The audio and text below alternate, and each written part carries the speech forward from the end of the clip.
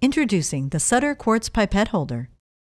Thermal drift can be a significant problem in electrophysiology experiments.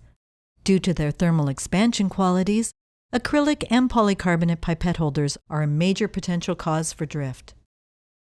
The heating element in this demonstration transfers heat to the bottom of the polycarbonate pipette holder.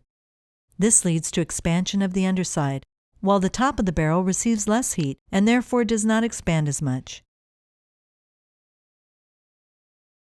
This causes a displacement of the pipette tip that's greater than 60 microns. We now expose a quartz pipette holder to the same single-sided temperature change. The effect on the pipette is substantially reduced.